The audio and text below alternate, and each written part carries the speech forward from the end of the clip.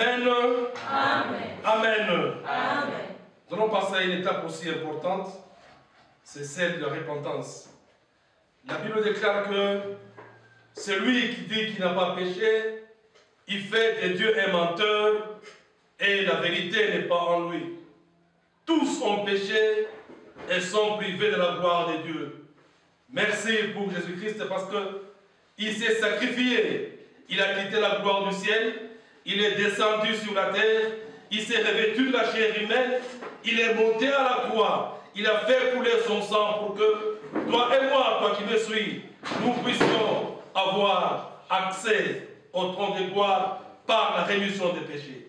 Ainsi, nous allons chacun faire une introspection pour voir comment est-ce que nous avons marché devant notre Dieu.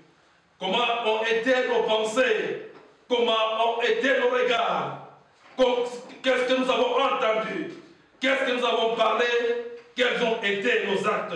On va demander pardon à Dieu, que Dieu nous pardonne notre être tout entier, corps, âme et esprit, parce que nous voulons que pendant ces cultes, nous entrions dans la sainte présence de Dieu avec assurance, tout sanctifié et tout blanchi par le sang de celui qui est mort à la croix de Golgotha.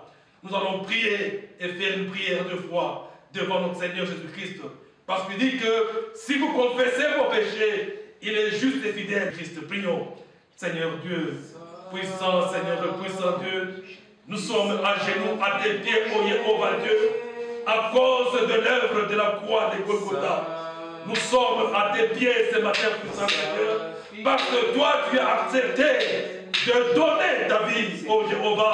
Nous sommes à tes pieds, puissant Seigneur, parce que tu as accepté de monter à la croix, mon Père et mon roi, et d'être humilié, mon Père, nu devant le monde, ô Jéhovah Dieu, pour que moi aujourd'hui, j'aie le salut, pour que, puissant Seigneur, mes péchés puissent soient pardonnés. Jéhovah Dieu, je viens maintenant, mon Père et mon roi, demander pardon.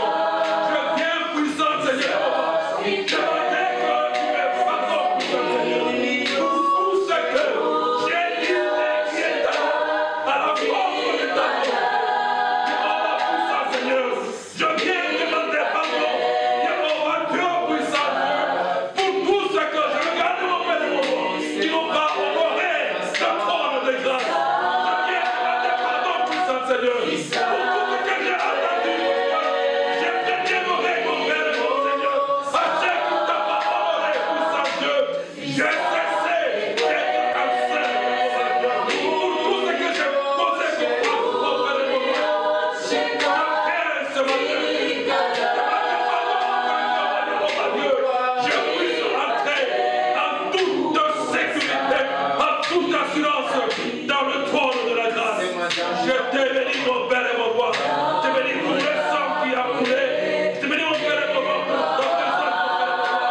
Je te bénis pour le sacrifice de la croix, puissant Seigneur. Je te bénis, mon Père et mon roi, pour l'amour manifesté en Jésus-Christ. Béni sois-tu, puissant Seigneur. Nous t'élèvons, Jésus. Nous te bénissons, Seigneur. Nous te bénissons parce que toi, tu es merveilleux, Jéhovah. Merci, puissant Dieu, parce que par ton pardon, Jésus-Christ, nous avons l'assurance, mon Père et mon roi, de cheminer avec toi, d'éternité avec toi, puissant Dieu. Merci, Jéhovah. Merci, notre Père et notre Père.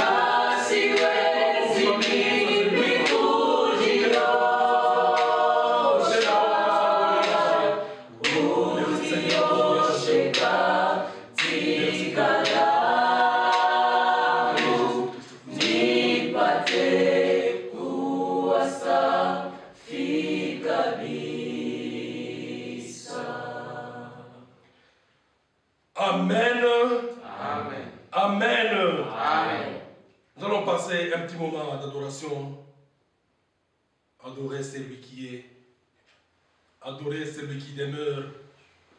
Adorer celui qui a créé toutes les choses. Adorer le Père, l'omniscient, l'omniprésent. Adorer celui qui nous a tirés du monde des péchés pour nous faire asseoir dans la cour de saints. les dieux des dieux. Adorer celui qui nous a créés. Un peu inférieur à lui. Celui qui nous a fait Dieu. Celui qui a fait que nous soyons comme de flammes de feu parce que lui, il est le feu dévorant. Amen. Amen. Amen. Amen.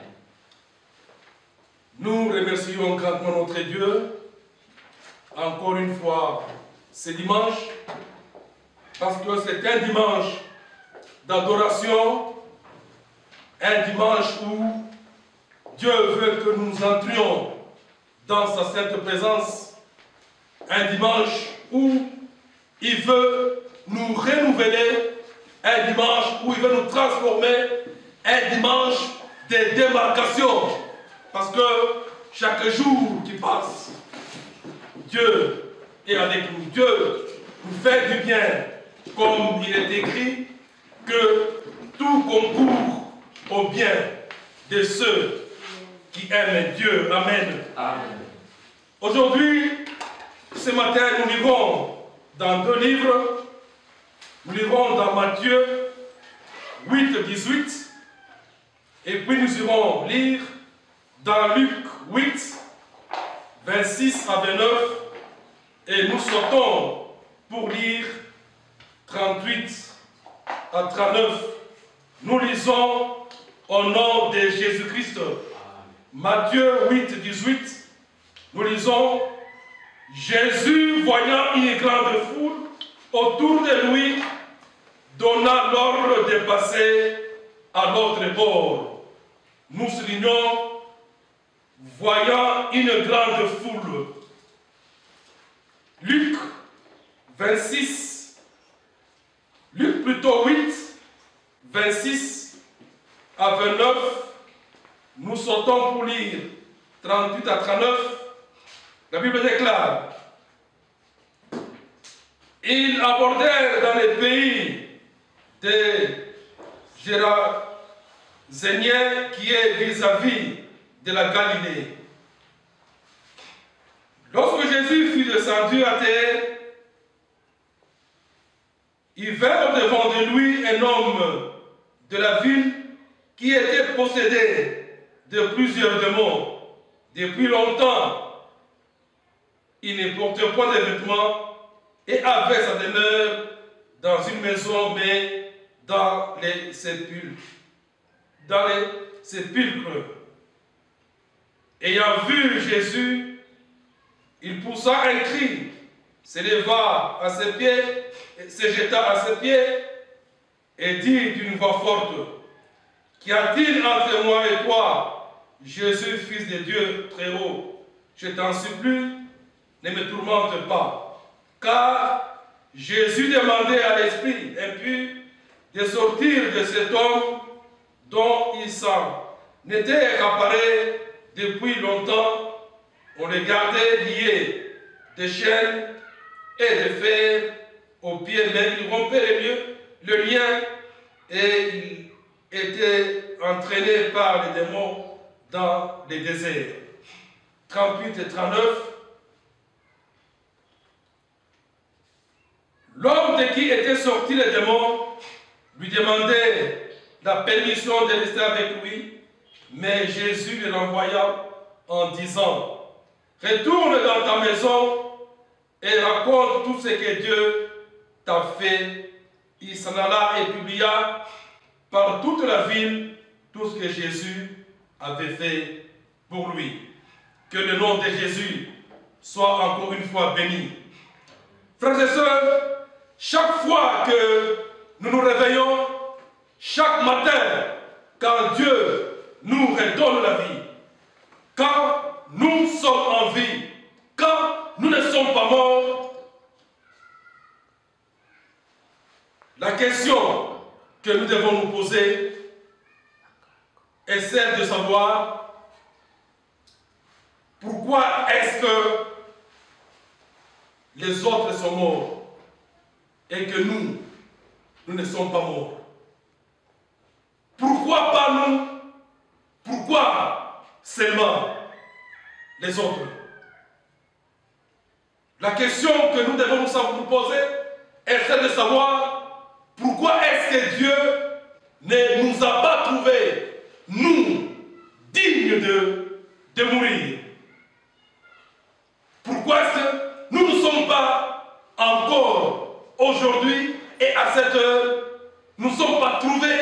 par Dieu digne de mourir? Voilà la question qu'on doit se poser en principe chaque matin qu'on se réveille. J'ai retenu deux causes pour lesquelles Dieu ne nous a pas encore pris, pour lesquelles Dieu nous garde encore en vie. La première cause, c'est que peut-être que nous avons encore à arranger dans notre vie. Il y a des choses que nous devons arranger par rapport à Dieu. La Bible dit que Dieu ne veut pas de la mort d'un pécheur. Nous allons à l'église, nous prions Dieu, mais en nous il y a quelque chose qui fait que Dieu nous maintient encore en vie. Et espérant que nous allons arranger afin que nous soyons trouvés dignes de mourir. Parce que Dieu veut que nous puissions hériter la vie éternelle. Il est saint, il veut que, même au dernier jour, que nous puissions nous présenter devant lui, saint, afin que nous puissions entrer dans sa gloire. C'est-à-dire que jusque-là, Dieu n'a pas encore trouvé que la mort est notre gain. La mort est notre bénéfice. Parce que nous devons être en mesure de dire, comme Paul, que la mort m'est un gain. La mort nous est un gain. Lorsque nous mourons, nous passons de l'autre bord, nous passons dans le royaume de la vie éternelle. À ce moment-là, la mort est un gain. Frères et sœurs, nous devons chaque fois nous examiner. La deuxième raison pour laquelle Dieu peut encore nous garder en vie, nous pouvons vivre dans la sainteté, dans la sanctification, nous vivons dans la crainte de Dieu, mais Dieu a encore une mission avec nous sur la terre. Voilà pourquoi, chaque matin, quand on se réveille, quand on quitte son lit, on doit toujours demander à Dieu, Dieu, quelle est la mission pour laquelle tu m'as confié pour cette journée d'aujourd'hui? Quelle est ma mission aujourd'hui? Avant qu'il ne soit nuit, qu'est-ce que je dois faire? Quel est l'objectif à atteindre à la fin de la journée? Qu'est-ce que je dois faire pour toi? Et le Saint-Esprit va nous aider à pouvoir marcher dans les objectifs de Dieu par les faits et gestes que nous allons apposer à chaque instant, chaque pas de la journée. Il faut que tous ces faits et gestes concourent à l'objectif pour lequel Dieu nous a réveillés ce matin. Que notre Dieu soit béni. Amen. Amen. Amen. Être trouvé digne de mourir.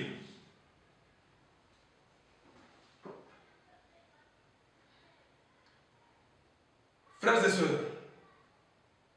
Dieu est maître des temps et des circonstances.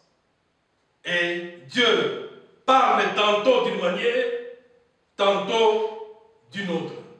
Et retenons une chose, que Dieu n'est surpris par rien. Dieu n'est surpris. Il n'y a rien qui peut surprendre Dieu. Il n'y a rien pour lequel on va dire pour Dieu que ça c'est nouveau. Il ne savait pas. Dieu connaît toutes choses. Dieu connaît tout ce qui peut arriver et il connaît jusqu'au moindre détail. C'est pourquoi nous devons chaque fois chercher à comprendre quel est le message de Dieu derrière chaque événement. Amen.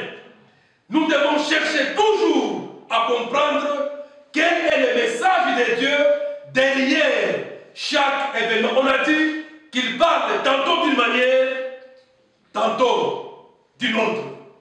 Les humains ont souvent tendance, et les chrétiens surtout ont tendance, chaque fois d'indexer le diable. Parfois aussi, il s'étonne de voir qu'on lui donne trop de pouvoir. Le chrétien lui donne beaucoup de pouvoir. Chaque fois qu'il y a un événement, on indexe le diable. On lui donne, on le responsabilise de tout ce qui arrive. Et lui-même, il s'étonne. Nous, en tant que chrétiens, chaque fois qu'il y a un événement, nous devons plutôt chercher à comprendre quelle est la volonté de Dieu derrière toutes les choses. Amen. Amen. Quelle est la volonté de Dieu derrière toutes les choses? Quand je suis malade, je dois chercher à comprendre quelle est la volonté de Dieu dans ma maladie. Si j'échoue à l'école, je dois comprendre quelle est la volonté de Dieu dans cet échec.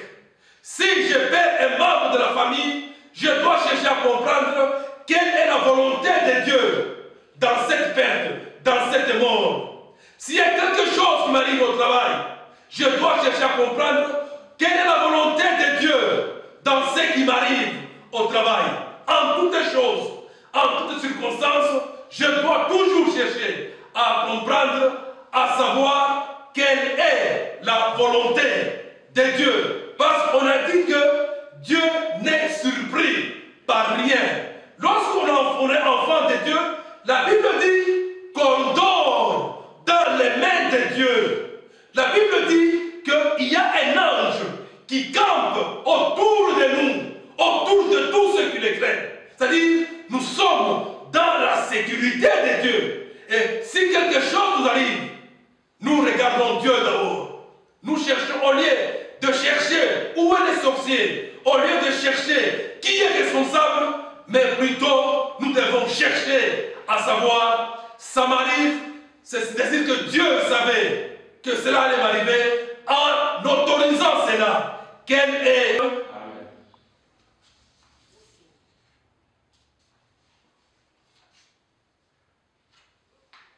Nous sommes en train de traverser une période difficile, et tout le monde se plaint. Les lieux de culte sont fermés, les écoles sont fermées, même les bars sont fermés. Mais retenez une chose, que si toutes ces choses ne fonctionnent pas, l'Église universelle, l'Église, corps du Christ, fonctionne à merveille. Ça signifie que ceux-là que Dieu a choisis, le Saint de Dieu, les véritables chrétiens, ceux-là qui vivent dans la crainte de Dieu, ceux-là qui marchent dans la voie de Dieu, sont en train de fonctionner ensemble avec Jésus-Christ. Amen. Ils sont en train de fonctionner ensemble avec Jésus-Christ. On doit maintenant chercher à savoir pourquoi est-ce que Dieu a fermé les lieux de culte. Parce que Dieu n'a pas fermé les cultes. Retenez que ce n'est pas un politicien, ce n'est pas quoi que ce soit qui peut fermer l'église. C'est Dieu lui-même. Pour ces raisons, a fermé l'église. On doit savoir pourquoi. J'ai suivi beaucoup de gens, on dit que c'est diabolique. Mais on doit chercher à savoir pourquoi est-ce que Dieu, lui, a fermé les lieux des cultes. Frères et sœurs, voyez ce qui s'est passé à Jérusalem. La Bible dit qu'après qu'Étienne ait été lapidé et mis à mort par les Juifs, il y eut une grande persécution contre l'église de Jérusalem. Et tous les chrétiens, tous, et les apôtres se sont dispersés dans les contrées de la Judée et de la Samarie. C'est ce que dit la Bible. Après que Étienne ait été lapidé et après qu'on l'ait mis à mort, la Bible dit que les disciples se sont éparpillés et ils sont partis, par les apôtres, ils sont partis dans les lieux lointains. Et ce qui me fait du bien, c'est que dans leur fuite, ils étaient en train d'annoncer la parole de Dieu. Amen. Pendant la persécution, les disciples se sont dispersés, ils ont quitté Jérusalem et ils sont partis. Et dans leur fuite, la parole de Dieu était en train d'être annoncée. Notre Dieu est merveilleux et il ne fait rien au hasard. À notre époque, si nous avions connu cette persécution, on serait entré dans des chambres pour prier Dieu afin qu'il arrête la persécution. Parce qu'on dirait, Dieu, nous voulons travailler pour toi, nous voulons te servir. Voilà que nous sommes persécutés. Et nous allions, pendant cet instant, commencer à envoyer les failles, les feux dans les camps de l'ennemi. Que le feu de Dieu ne brûle pour qu'il cesse la persécution. Lorsque vous méditez très bien, vous allez voir que cette persécution a été provoquée par Dieu lui-même. Dieu a constaté que les gens étaient cloués, les gens étaient regroupés seulement à Jérusalem. Et ils étaient ensemble et la parole n'était pas annoncée. Et qu'est-ce qu'il fallait faire? Il fallait chasser les disciples de Jérusalem. Il fallait les disperser. Et Dieu lui-même a provoqué la persécution et ils sont partis. Et dans leur départ, ils étaient en train d'annoncer la parole de Dieu. Et la parole de Dieu était répandue à travers le monde entier. Que notre Dieu soit loué. Amen. Dieu est bon parce qu'il ne fait rien au hasard. Dieu ne fait rien au hasard. Dieu fait toutes les choses bon à son temps. Qu'il soit béni. Voyez, les disciples, nous sommes dans l'acte des apôtres. Les disciples, les apôtres sont enfermés dans un cachot par le souverain sacrificateur et l'ange vient les libérer.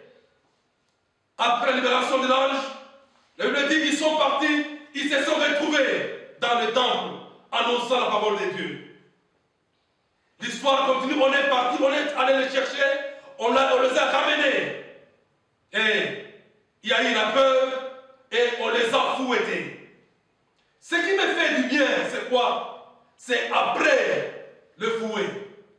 La Bible dit que quand on les a fouettés, ils sont rentrés contents. Là, on peut lire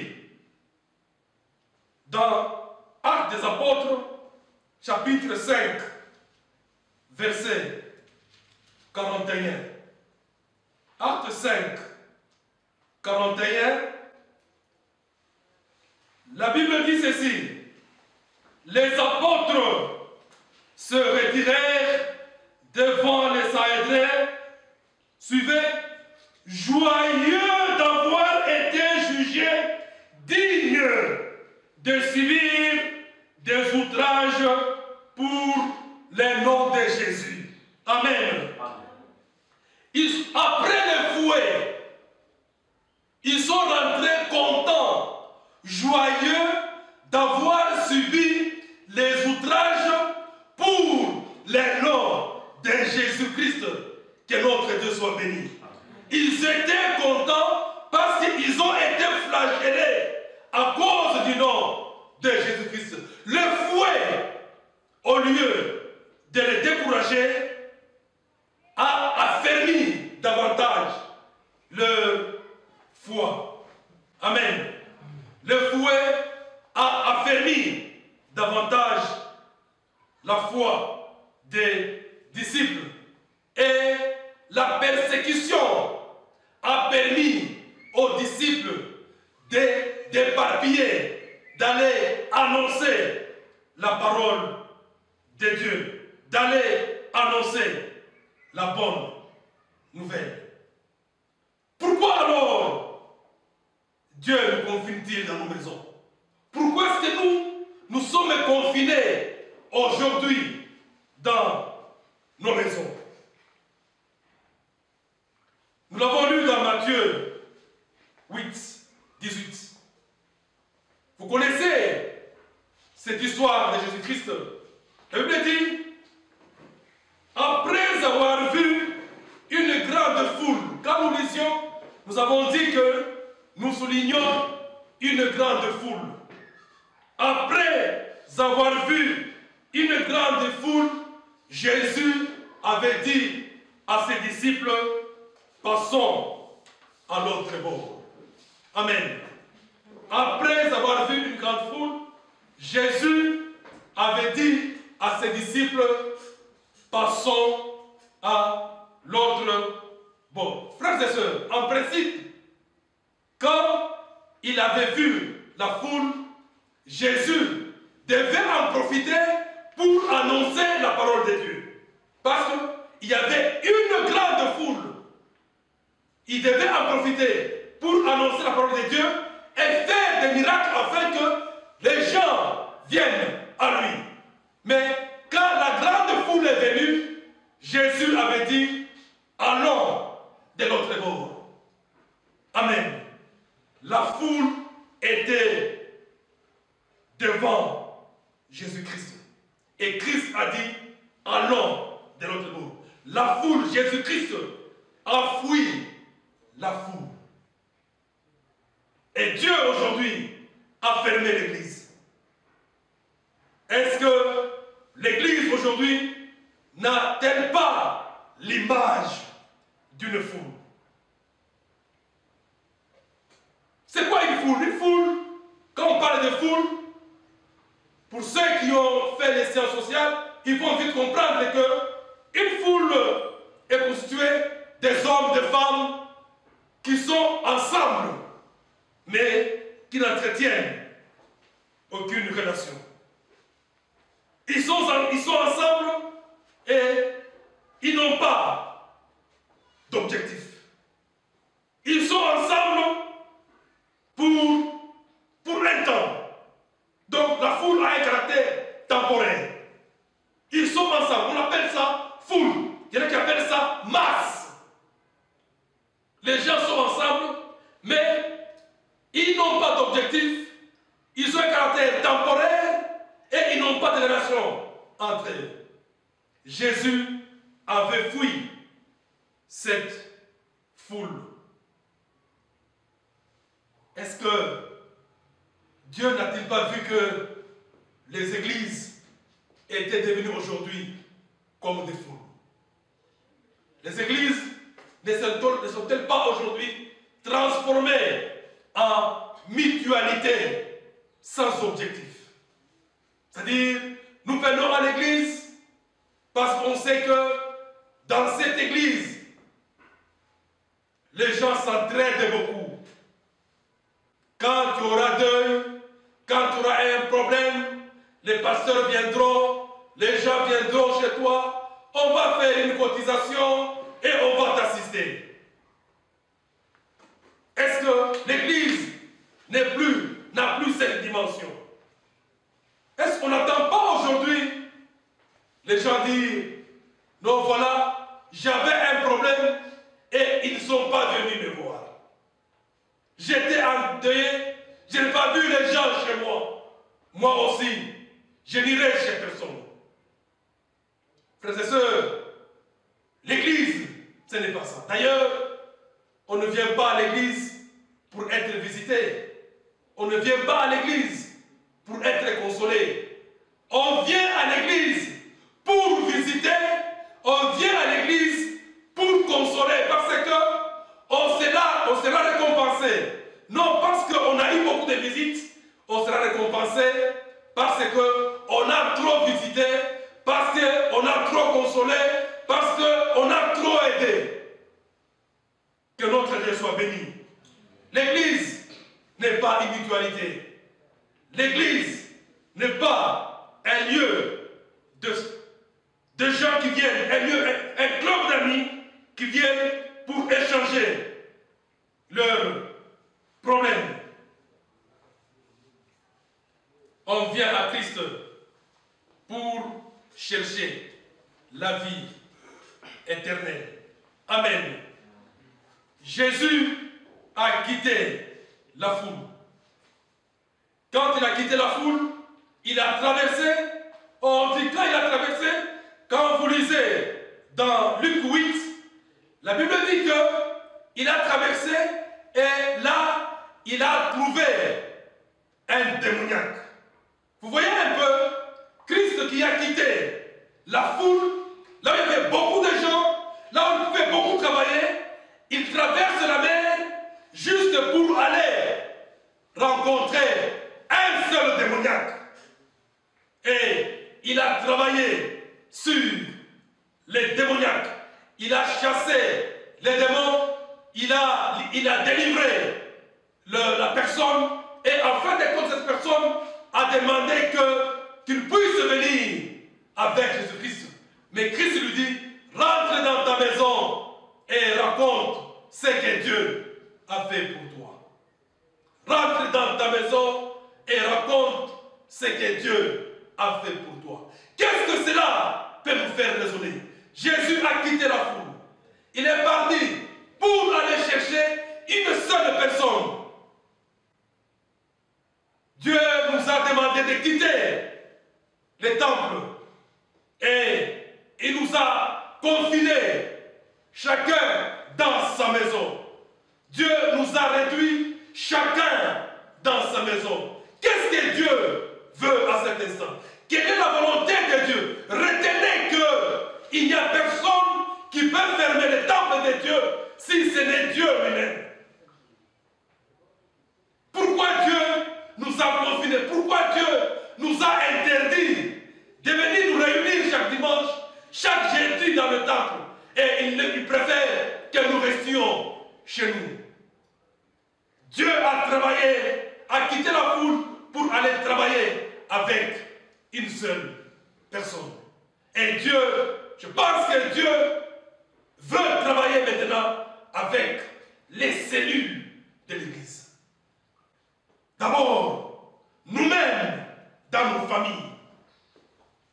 Cette période de confinement est une période où nous devons maintenant voir notre foi chrétienne d'une manière individuelle.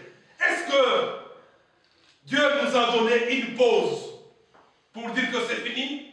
On a fermé les lieux de culte, c'est fini, nous rentrons chez nous et nous ne travaillons plus pour le Seigneur. Dieu nous a mis afin que nous arrivions à savoir qu'il fait, n'est-ce pas, la relation personnelle avec Dieu. Que nous arrivions à savoir reconsidérer notre vie chrétienne. D'abord, la relation individuelle avec l'Éternel. C'est un moment que Dieu, d'ailleurs, on nous a prêché pendant très longtemps, des années, on ne fait que nous prêcher. Dieu a dit que ça ne va pas. Il fallait que nous rentrions nous-mêmes dans nos maisons maintenant, dans l'intimité avec lui, que nous arrivions, n'est-ce pas, à creuser, à créer une nouvelle relation avec lui, une relation individuelle avec le Seigneur.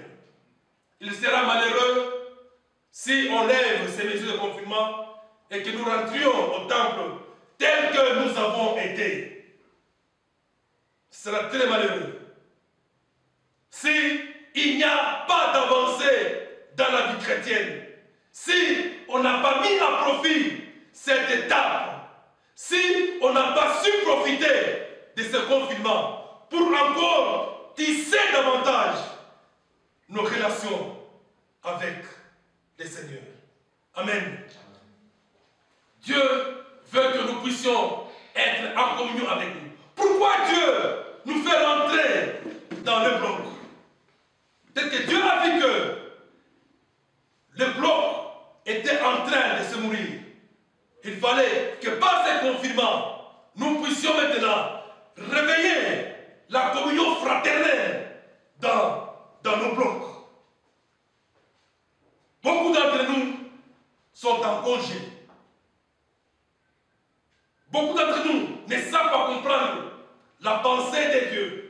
beaucoup d'entre nous sont en repos. Ils n'ont pas le temps d'entrer dans le bloc. Ils ne comprennent pas la pensée de Dieu pendant cette période. Dieu veut que nous puissions relever pendant cette période les agences de programme. Que nous puissions étudier, que nous puissions voir comment est-ce que nous allons relever les agences de programme. Parce que Dieu nous a autorisé de nous réunir en nombre minime dans le bloc, dans les agences de programme. Là, nous pouvons échanger pour voir quelle est la volonté de Dieu pour notre vie. Que Dieu soit béni. Nous nous demandons si, à la fin du confinement, l'Église sera toujours comme elle a été. Ce sera très malheureux. Frères et sœurs, il y a quelque chose que Dieu est en train de faire pendant cette période. Dieu est en train de préparer son Église à sa rencontre. Dieu prépare son épouse à sa rencontre. Rien ne se fait au hasard par notre Dieu. Si nous ne comprenons pas que nous devons chercher maintenant le Seigneur dans la sainteté, que nous devons vivre dans la crainte du Seigneur, nous sommes les plus malheureux. Parce que nous sommes en train de courir vers la fin de toutes les choses. Les signes sont là, le Seigneur est en train de venir, et par ces événements, nous commençons à comprendre que Dieu nous prépare, que Dieu prépare son épouse. Il est temps que chacun reconsidère sa vie. Frère, il y a ce qui est sûr et très sûr, c'est que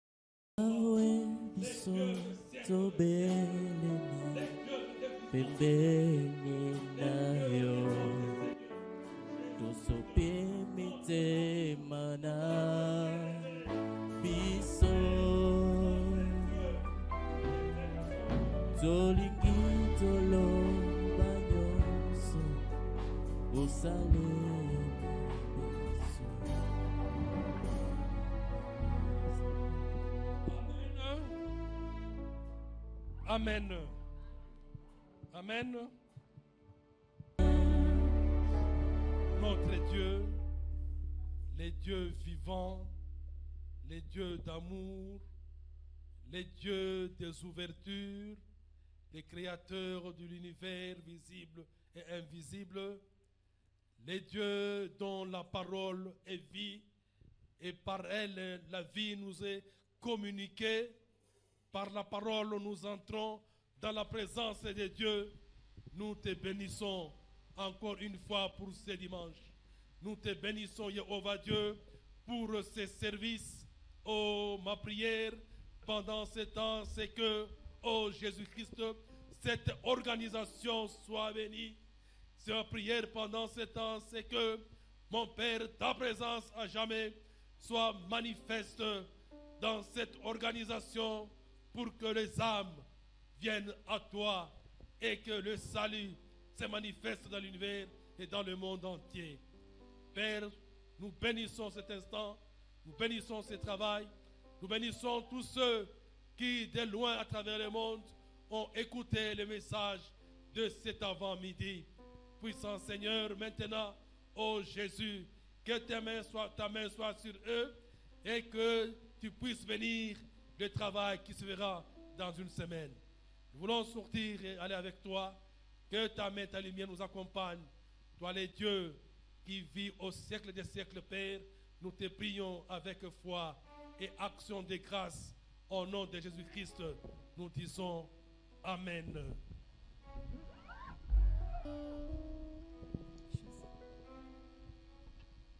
Jésus.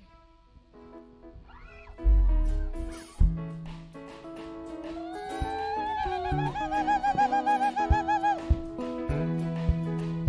allons louer le Seigneur.